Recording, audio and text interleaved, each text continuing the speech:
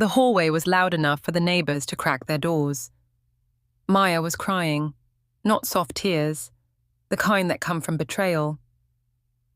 "Why would you sell the apartment without me?" she shouted, voice shaking. "My husband and I had plans. This was supposed to be our future." I just stood there with my keys in my hand, not yelling back, not defending myself, because if I opened my mouth right then, everything would come out at once. This moment didn't start today. It has roots, deep ones.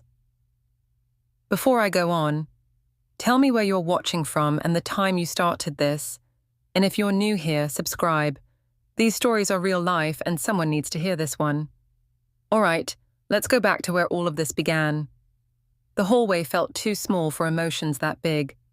The walls in that old Brooklyn building had heard everything over the years. Fights, breakups, slammed doors, whispered apologies. But that night, it was my daughter's voice that cut straight through the plaster.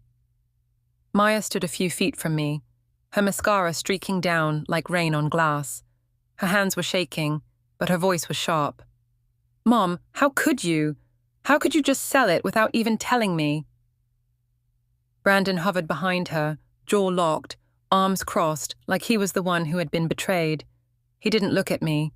He looked past me, like I was a problem, something to be managed. The grocery bag in my hand felt heavy. Cans, milk, bread, ordinary things. All the while, the extraordinary was unraveling. A door cracked open across the hall. Mrs. Patel peeked out, then vanished. Another door further down, the one with the guy who always cooks fish at midnight, half opened and stopped. People love the sound of destruction. They lean into it. I didn't raise my voice. I didn't match hers. I just unlocked my door. "Maya," I said softly, stepping inside, leaving the door open for her to follow. "Come in." But pain makes you dramatic, makes you need the world to see it. "No," she said, still in the hallway. "Say it here.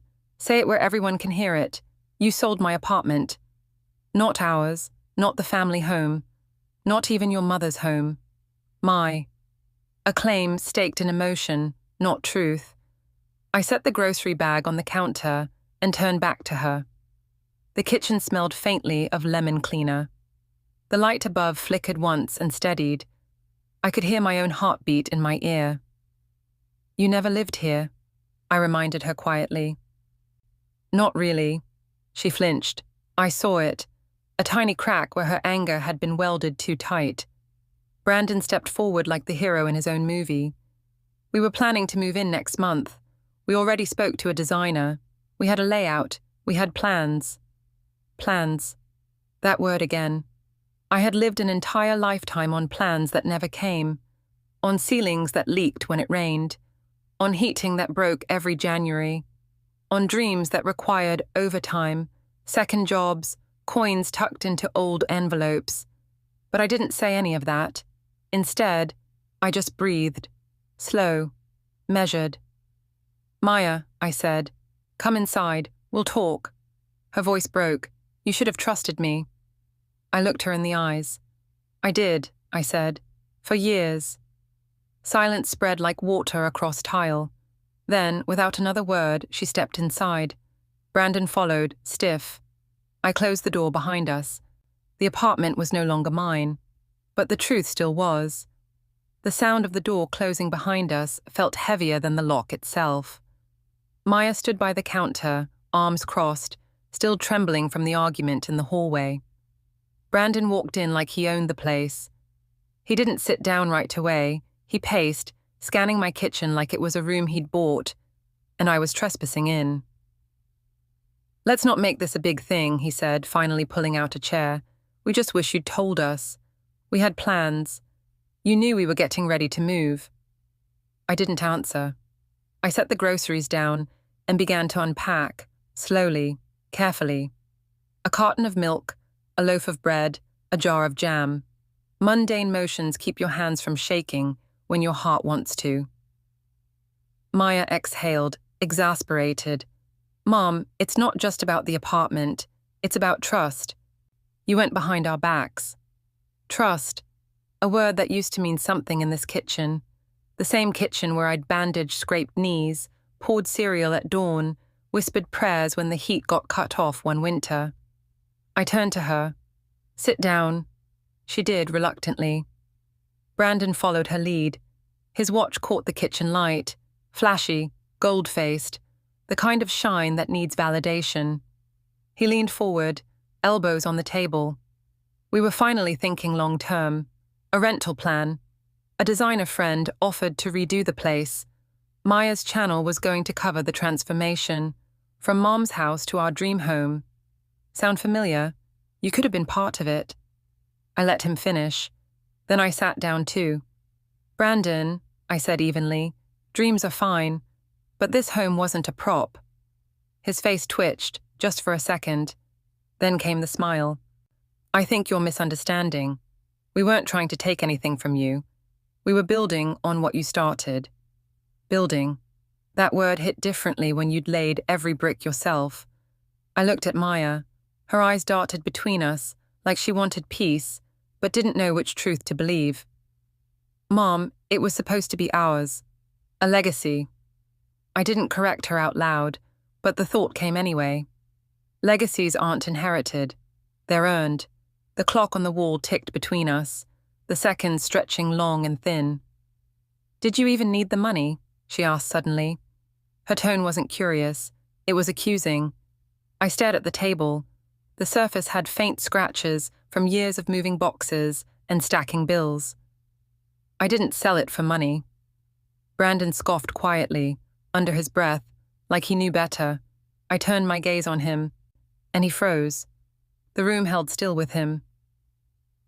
"It's late," I said. "You both should go home." Maya stood up, but her voice cracked again. "Mom, what's going on? Why won't you just say why you did it?" Because if I told her now, she'd stop listening. Because sometimes love means protecting someone from their own decisions. Because the truth would make her see the man standing next to her differently. But not yet, not tonight. "I'll tell you soon," I said softly. "But not tonight." Brandon opened his mouth to speak, but Maya tugged at his sleeve. She didn't want to fight anymore. Not now. They left together. Their footsteps echoed down the hallway. When the door finally shut, I sat there alone. The groceries still half unpacked, the bread untouched, the milk sweating on the counter, and the silence, louder than their shouting. After they left, I didn't move for a while. The apartment was quiet again, the kind of quiet that pushes you into memory whether you want to go or not. I leaned back in the chair and closed my eyes, and the years rolled back on me like a tide coming in strong. I was 25 the winter I first got the apartment, back when the building didn't have polished wood floors, or fancy renovations, or people arguing about design plans. Back when the hallway smelled like old paint and boiled rice. That winter was the kind that bit your bones. I was working nights at a care facility in Queens and mornings cleaning offices in Midtown. 2 coats, cheap gloves, boots with cardboard inside to keep the cold out. I didn't have the luxury of plans. I had survival.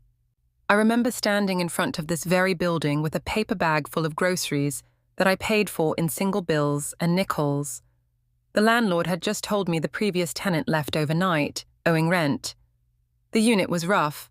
Peeling wallpaper, drafty windows, a radiator that groaned louder than a city bus. But it was mine if I could cover the down payment. I didn't have it. I knew that, but I also knew I wasn't walking away. I went home that night and tore open every old shoebox of pay stubs and pocket change. I counted slow, stretched every dollar like it could multiply if I looked hard enough. It still wasn't enough. So I called my mother. She didn't ask questions. She just said, "Come by in the morning." She met me outside her building with a coffee can filled with bills she'd been saving since the year Maya was born. She handed it to me like it was nothing, like it didn't hold the last of her pride. "Get your babies a foundation," she said. "Not a dream, a foundation." Those words have been loud in me ever since. I signed for the apartment the next week. I scrubbed floors with bleach and water from a bucket, I fixed what I could and lived around what I couldn't.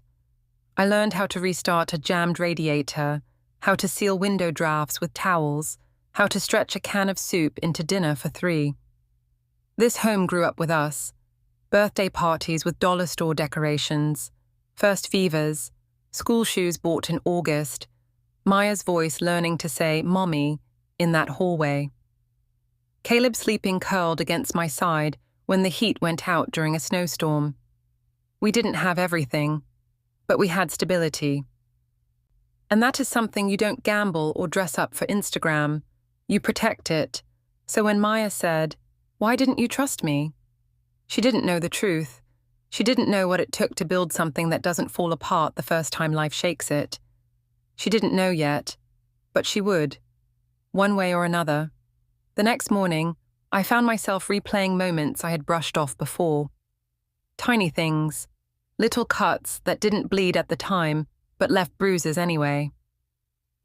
It was last spring, a Saturday. The 4 of us were at brunch in Soho. Maya's choice, always. A place where the menus didn't have prices and the water glasses were always sweating like they'd run a marathon. I'd worn a plain sweater and jeans. Maya and Brandon looked like they were filming a lifestyle commercial. The waitress came over. Brandon leaned back in his chair, one arm over the backrest like the whole restaurant was his stage.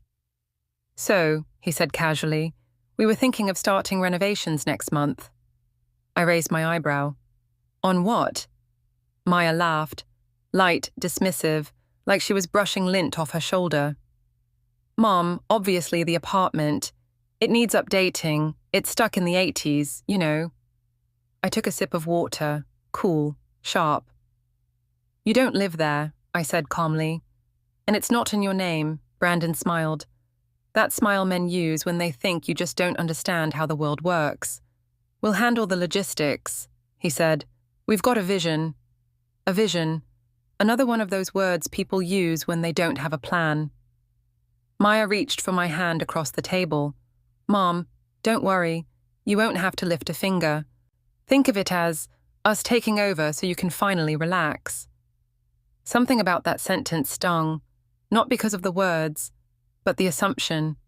They talked like I was old, like I was tired, like I had been waiting for them to swoop in and rescue me. I remember watching Maya laugh that day, full and bright, like life had never touched her too hard, and I wondered, had I protected her too well? Caleb was sitting next to me, quiet, stirring his coffee with a slow circle. He didn't say much. He rarely does when Brandon is talking, but I saw his jaw tighten, just slightly. The bill came. Brandon didn't reach for it. Maya didn't look at it. Caleb didn't move, so I paid, like I always did. And when we walked outside into the sunlight, Brandon clapped me on the shoulder and said, "You'll see, Linda. This apartment is going to be part of our portfolio." Our portfolio. I stood there, watching them walk ahead, hands intertwined, laughter floating between them like soap bubbles, fragile and beautiful, but ready to pop at the slightest touch. I didn't say anything then. No warnings, no lectures. Life has a way of teaching what parents can't, and sure enough, lesson day was coming. It was late afternoon when it happened. I had just come home from the market, hands full of oranges, onions, and a pack of chicken thighs on sale. The hallway smelled faintly of laundry detergent from someone washing downstairs, the ordinary kind of day. I checked the mailbox on my way in. Habit. Usually it was just grocery flyers, coupon books, bills I already knew the dates for by heart. But that day, there was a thick white envelope. No return address. Just my name printed neatly across the front. Miss Linda Harris, spelled correctly, something most bills didn't bother to do. I didn't open it right away, not because I was afraid, but because I have learned in this life that some envelopes change things. I set the groceries on the counter, put the chicken in the fridge, rinsed the oranges. Slow things. Things that keep your hand steady even when your mind suspects a storm. Then I opened the envelope. Inside was a printed invoice. High-end interior design firm. Hours billed, down payments listed, consultations already completed. The total at the bottom was not small, not something you pay in parts, not something you plan to figure out later. An under-billing address, there it was. The apartment, my address, the one Maya hadn't lived in for nearly 9 years. I read the invoice again, slower this time, not because I didn't understand, but because part of me hoped I had misread. At the bottom was a handwritten note in looping cursive. Phase 1 approved, looking forward to finalizing the full renovation plan next month. Kay Kelsey, Maya's friend, the one who always spoke like the world owed her aesthetic beauty. The one who said things like, "Vintage is only charming if it's expensive." I set the paper down. My hands didn't shake. My heart didn't race. I just went quiet inside, because this wasn't a conversation I had missed. This wasn't a misunderstanding. This wasn't excitement that ran ahead of courtesy. This was a decision, made entirely without me. The apartment wasn't a home in their minds anymore. It was content, a backdrop, a set, a project. I picked up my phone, dialed Maya. She answered on the third ring. Her voice was light, distracted, music in the background. "Hey, Mom, what's up?" I held the invoice gently, like something fragile. "Are you planning renovations?" No accusation, just the question. She laughed, the same laugh from brunch. Effortless, thoughtless. "Oh, yes, but don't worry, it's just preliminary. Kelsey knows a contractor who's willing to—" "Maya." Her name came out sharper than I meant. I softened my voice. "What did you sign?" Silence. Then her tone shifted, quick, defensive. "It's not a big deal, Mom. You're always so stressed. We're just setting up the space. Brandon and I are finally ready to build our life. Why can't you just—" "It's in my name." I said it quietly, firm. A few seconds passed. "Not forever," she said. "Not forever." A simple phrase, but it felt like a blade. She didn't mean it to cut, but it did. Because what she really believed was, what's yours is eventually ours. What you built is our inheritance. What you struggled for is our lifestyle upgrade. I didn't argue. There was nothing to argue about. The truth had already revealed itself. We hung up on soft voices, but hard edges. I stared at the invoice on the table, the pretty lettering, the vision, the plans. Then I folded it once, twice, slid it into a drawer, closed it. No crying, no anger, no slammed doors, just a stillness, the kind that comes before a necessary change, because there are moments in life when you realize, if you do not protect what you built, someone else will spend it, shape it, claim it, and never understand what it took to create.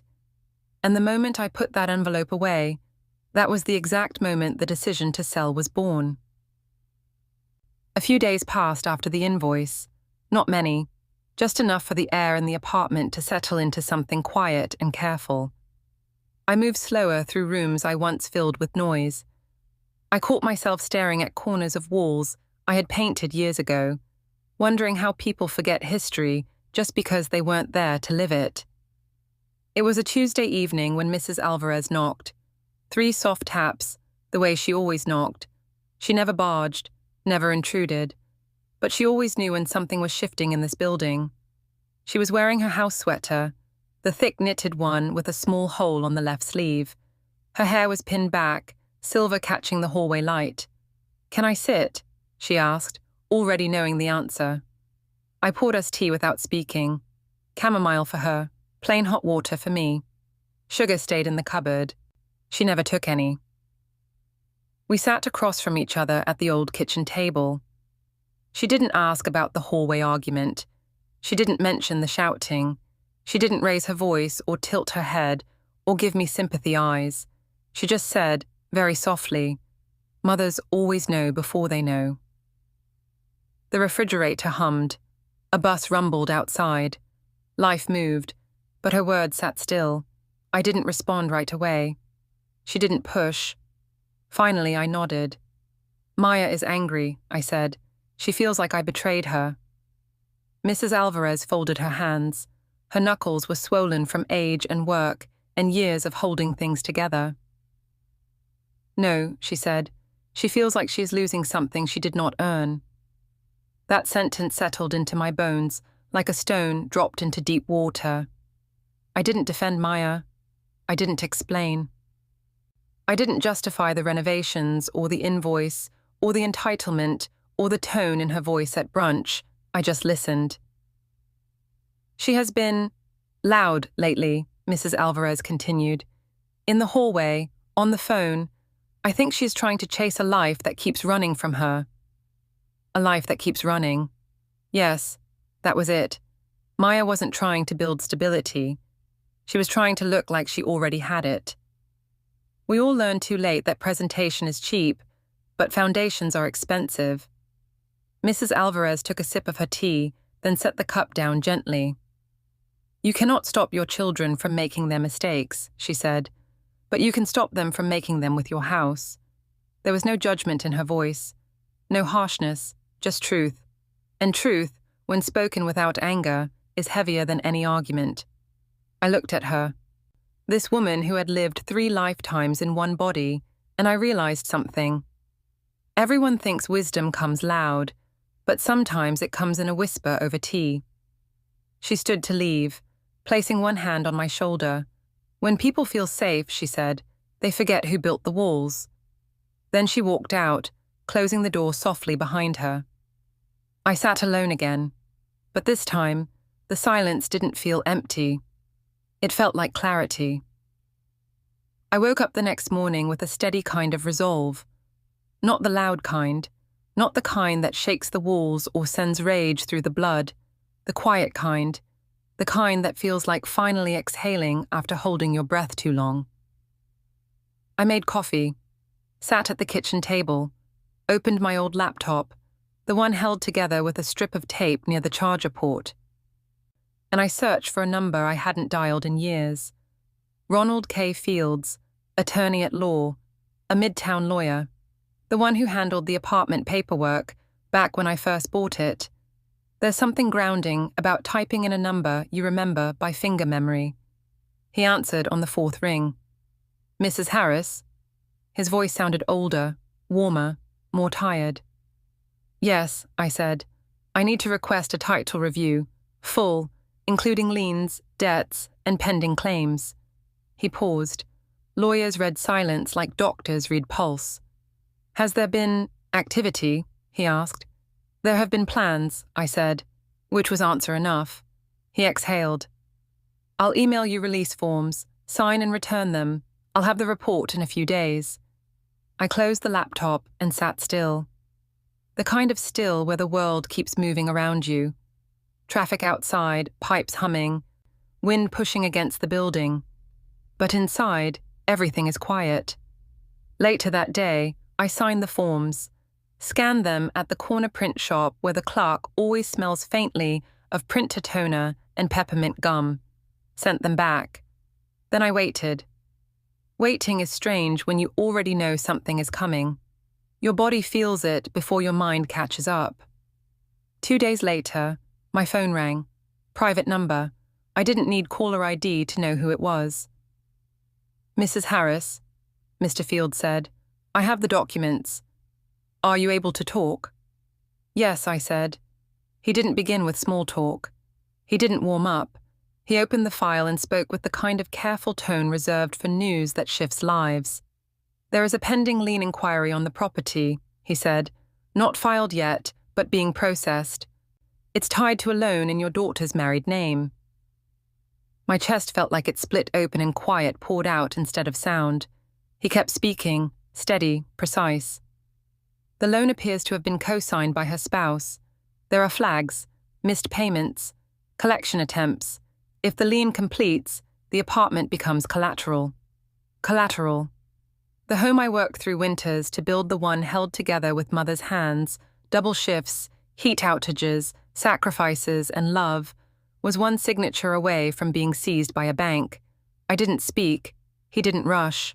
"Mrs. Harris," he said softly, "I'm going to advise you plainly. Sell the apartment before the lien finalizes. Transfer the asset.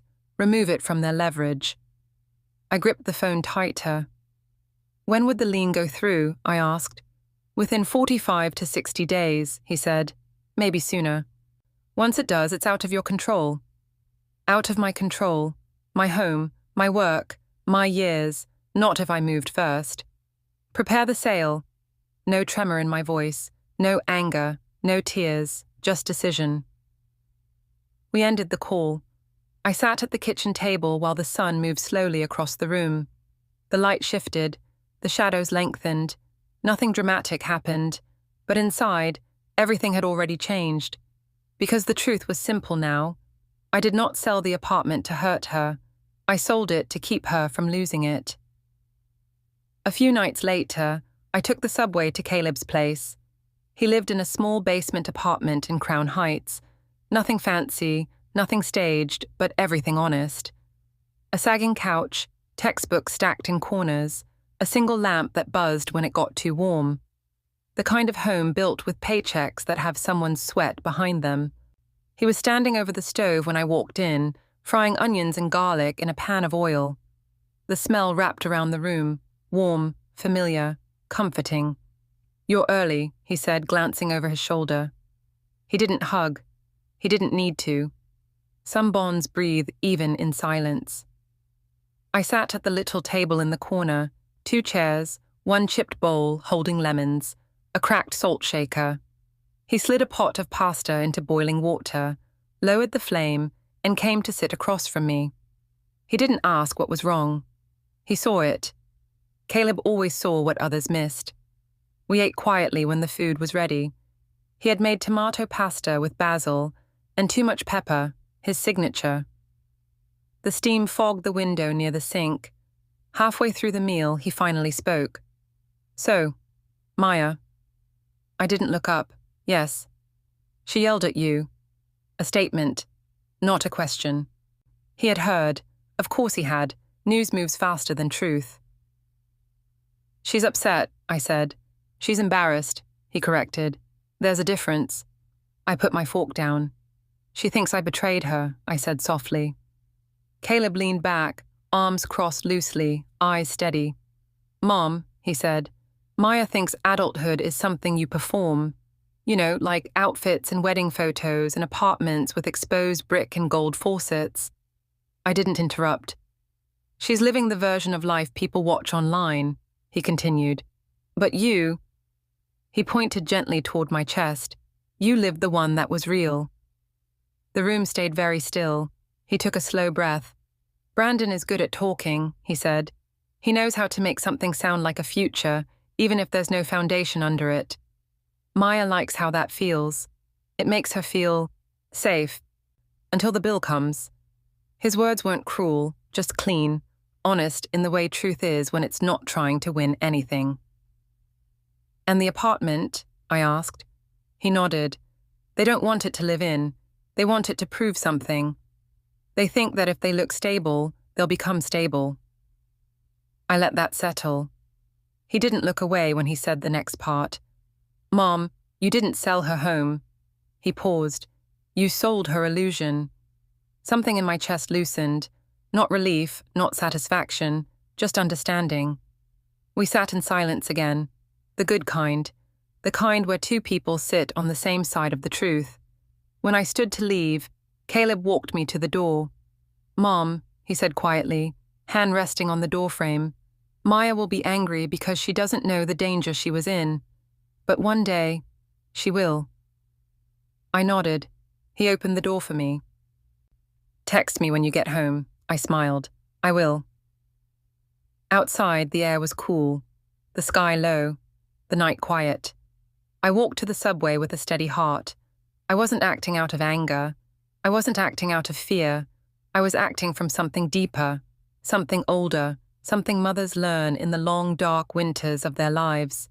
If you don't protect the foundation, there will be nothing left to build on later.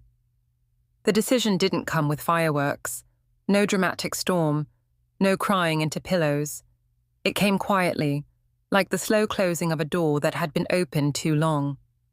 The next morning, I called Mr. Fields back.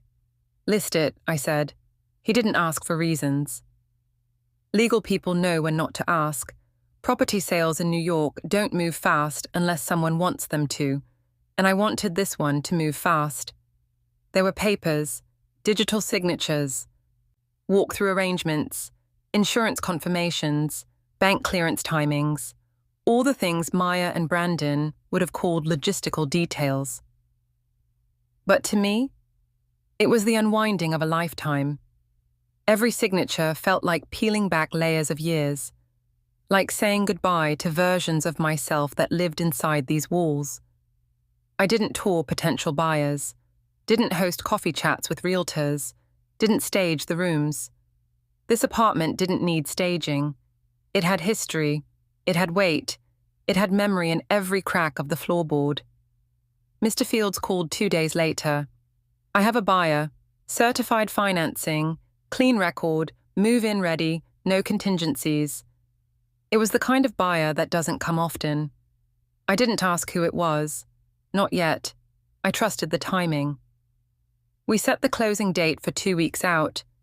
2 weeks to say goodbye to the place where my children learned to walk. 2 weeks to touch the window glass that held winter frost on mornings when I woke before dawn for work. 2 weeks to sit on the floor of the living room and remember Maya building Lego towers that always leaned left. 2 weeks to remember Caleb laying on the rug eating cereal out of the box because bowls were too loud. 2 weeks to step into my own memories and leave them there without trying to take them with me. The day before closing, I came here in the afternoon. Just me. No furniture moved yet. Nothing boxed. Just air. And light. The sun was coming through the window, catching dust specks in the beam. They floated soft and slow, like they had nowhere else to be. I walked through every room, touched every wall. There's a moment when you realize a place isn't yours anymore. Not because you let it go, but because you outgrew the version of yourself that needed to hold it. I didn't cry. People expect crying. I just breathed. Steady, deep. Then I signed. Click. Signature recorded. Transfer initiated. Just like that, it was done. No applause, no anger, no one cheering or condemning. Just a woman choosing to protect something sacred the only way left. And life, indifferent as always, went on. That night, I made dinner like normal, sat at the kitchen table, ate quietly. The apartment felt different, not empty, not sad, settled, but morning was coming, and with it, Maya. And she would not come quietly. I didn't have to call Maya, I didn't have to say a word. Some news travels on its own, through tone, through silence, through the way doors close, or how we stop mentioning the future like it's guaranteed. She must have checked the registry. Or maybe Brandon did. His kind always keeps an eye on paperwork when they realize they're losing control of the story. Either way, they came. I heard the elevator before they knocked. The old metal groan, the slide of the doors, footsteps, quick, angry, too loud for the hallway. Then the pounding. Not a knock, a demand. I opened the door. Maya's face was already red, tears burning too hot to fall. Brandon stood behind her, back straight, chest out, chin lifted like he was walking into a business negotiation. The neighbors knew. They always do. Doors cracked open, feet paused mid-step. This building loves a story. Why would you sell it without me? Maya's voice came out sharp, raw. Her hands were clenched, shaking, not with fear, but betrayal. I stepped back and let her in. No one should break in a hallway. She walked straight to the kitchen, the same way she did as a child, like the house would always open for her. Brandon followed, slower, calculating. He leaned against the counter. A power pose. The kind of stance taught in podcasts titled Winning the Room. I stood across from them. The air was thick, not heavy, just waiting. Maya was the first to break.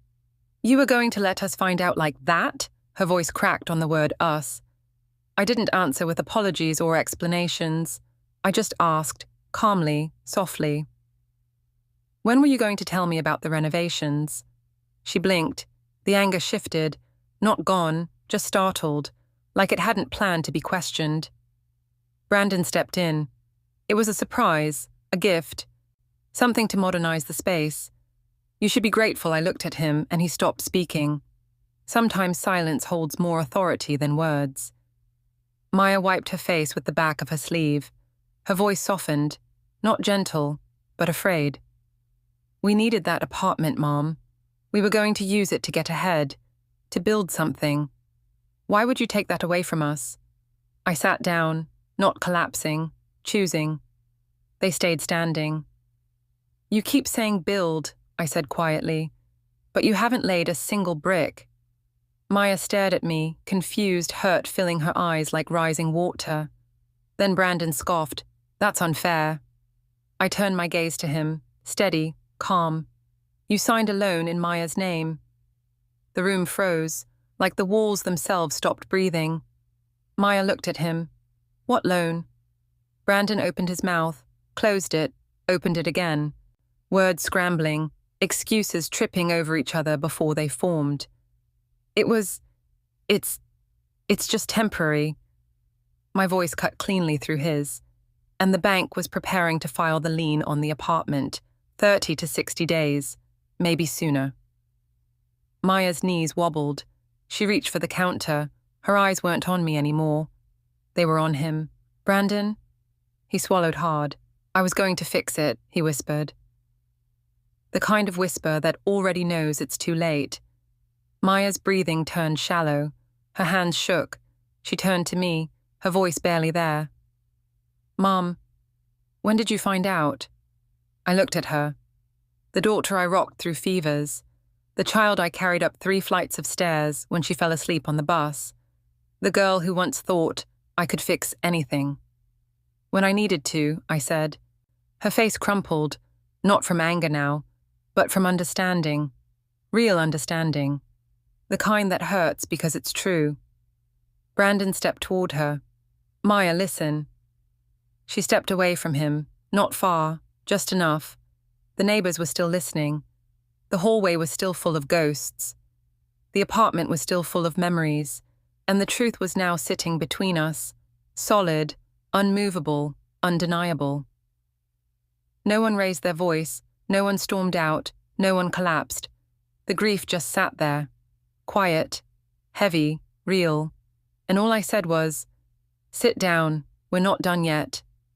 They sat, not gracefully, not politely, just sat. Maya lowered herself into the chair, like her legs weren't trusting the floor anymore. Brandon remained standing for a moment, searching for a place to put his hands, his excuses, his pride. None of it had anywhere to go. He finally sat too, but he didn't meet her eyes. The apartment was quiet, but not the kind of quiet that soothes, the kind that listens. I stood at the sink and poured 3 glasses of water. No tea, no comfort, just water. I set the glasses down on the table and leaned my hands against the counter, not looming, not small, just steady. Maya spoke first, her voice thin. So, it's really sold? Yes, I said. To who? Her question fractured in the middle, like her voice was holding its breath. I took a slow inhale. Not for effect, for grounding. To someone who understands what a home is, I said. Her eyebrows pinched. She waited. The buyer is Patricia Alvarez. Maya blinked. Mrs. Alvarez, the neighbor? No, I corrected gently. Her niece, Anna. There was a shift in the room. Something subtle. Something like confusion wrestling with realization. Maya searched my face. Anna, the ER nurse? Yes. The one who works night shifts at Methodist Hospital? Yes. The one who's been sleeping on her aunt's couch for almost a year? Yes. Maya's voice thinned even further. But she doesn't have money for... She's been saving for 9 years, I said softly. No Instagram, no brunches, no designer furniture, no loans made from dreams, just saving. Silence. I continued, slow and steady. The apartment was sold to her at market rate, no discount, no charity. Brandon scoffed under his breath, something bitter, something bruised. So you sold it to a nurse instead of your own daughter? I looked at him, not harsh, just deeply. I sold it to someone who was ready for it. His jaw locked. He didn't have a comeback for that. Maya swallowed hard. But then it's gone. Forever. I shook my head. No. I walked to the table, opened a drawer, pulled out a folder, set it between us. Maya stared at it like it might burn her fingers if she touched it.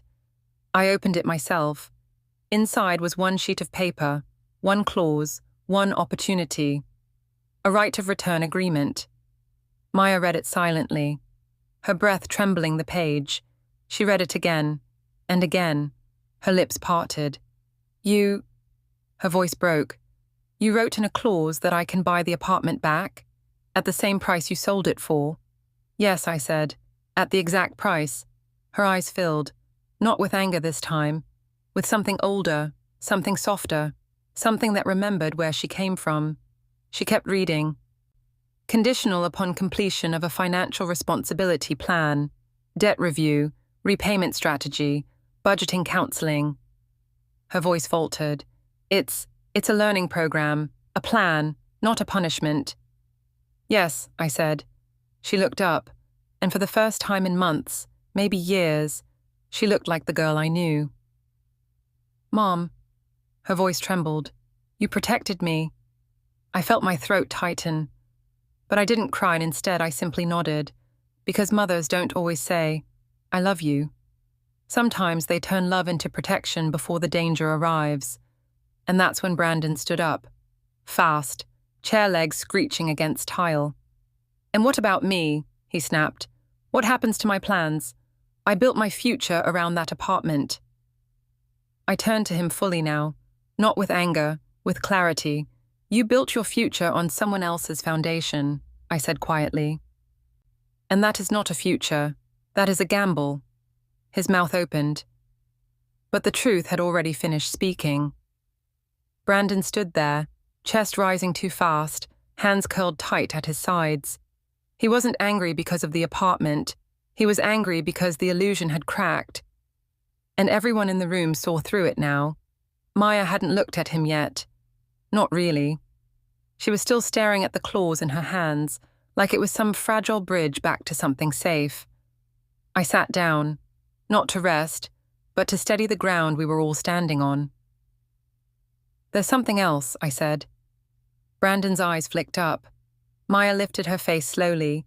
I reached into the drawer again, not the one with the claws, the one beneath it, the one I hadn't opened in years. Inside was a phone. Old, flipped edges, screen cracked across the corner.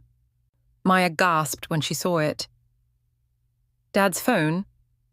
She said it like a prayer and a wound in the same breath. I nodded.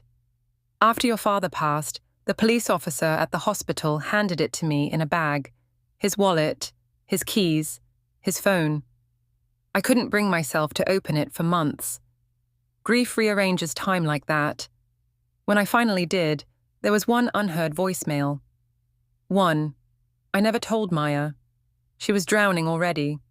She didn't need to hear the ocean. But tonight was the night. I tapped the screen. It flickered awake, weak and ghostly. The way things hold on when they're not ready to let go. Maya held her breath. I pressed play. Her father's voice filled the kitchen. Maya, baby, I don't know if I'll get a chance to say this properly. I messed up. His voice cracked. He sniffed hard, covering it poorly. He was never good at crying. Always tried to swallow it down. Brandon needed help. He said he was in trouble, said it was temporary. I believed him. Maya's eyes widened. Brandon flinched. I co-signed the loan to help him. I didn't tell your mother. I didn't tell you. I thought I could fix it before anyone found out. Silence in the recording, a shudder of breath. If anything happens to me, don't let him use the house. Don't let him tie his future to yours that way. It'll destroy you both. The voicemail clicked to an end. The room did not. Time didn't move. Breath didn't move. No one blinked. Maya covered her mouth with both hands. Her shoulders shook as soundless sobs tore their way through her. Brandon stepped forward, instinct or guilt or panic, but she recoiled like he had burned her. "Don't," she whispered. Not screamed, not dramatic, just final. He tried again, reaching, but something in him was already crumbling. "It wasn't supposed to go that way," he said, voice cracking. "It was supposed to fix everything. We were going to get the apartment, refinance it, start over, get ahead." He didn't even hear himself. He didn't realize he was confessing to exactly what her father warned. Maya stood up, unsteady but standing. "You used my father, and then you used me." Brandon shook his head over and over, denial spinning circles around him. "No, I love you. I did it for us. You have to believe that." She looked at him, and for the first time, she really saw him. Not the charming smile, not the warm hands, not the plans that sounded like futures. She saw the hole inside him, the one he kept trying to fill with other people's foundations. Her voice was so soft, I almost didn't hear it. "You did it for yourself." He stopped moving. She turned to me, tears sliding silently. "You saved me," she whispered. And I, who had braced myself for anger, for screaming for slammed doors, for months, maybe years, of distance, felt my chest break instead, not from pain, from relief so heavy it almost knocked me back. Maya walked to the table, sat back down, hands trembling but present. Brandon looked around, lost, like the room had shifted under his feet and no longer recognized him. He reached for Maya again. She didn't look up. "We're done," she said. Not loud, not cruel, just true. And truth, once spoken, does not unspeak. The room didn't explode. It didn't break.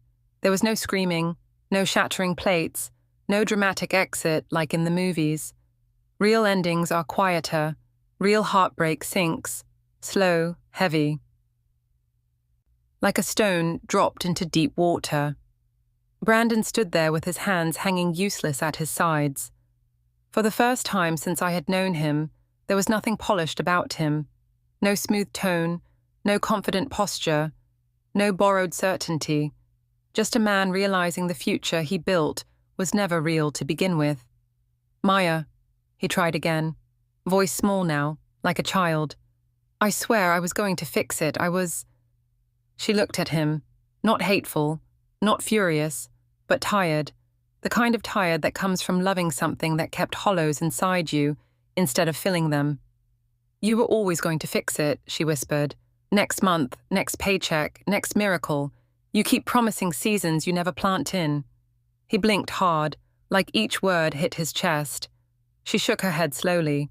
"My father tried to fix things too, and I watched him break under it." Her voice cracked on the word father. But she didn't fall apart. She steadied. "I won't break too." Brandon swallowed, took one step toward he, and Caleb's voice cut through the doorway. He had been standing there, quiet, watching, long enough to read everything. He leaned against the doorframe, arms crossed loosely. He looked at Maya first, not Brandon. "You don't have to finish this conversation tonight," he said gently. Maya nodded, tears slipping fast now, as if the permission alone loosened the grief. But Brandon heard something else. He heard the door closing. His voice rose, frantic, desperate, grasping. "Maya, don't let them turn you against me. Your mother has been jealous of us since we—" The sentence never finished. Maya's head snapped toward him. "Jealous?" The word was almost a laugh. A broken, stunned, disbelieving sound. "She has carried my life on her back. She worked jobs you could not survive a week at. She gave me a childhood you don't even have the language to understand." Her voice grew stronger, steadier, clearer. "My mother didn't break the foundation. She kept it from being stolen." Brandon stepped back, one small step, the kind you take when reality finally lands.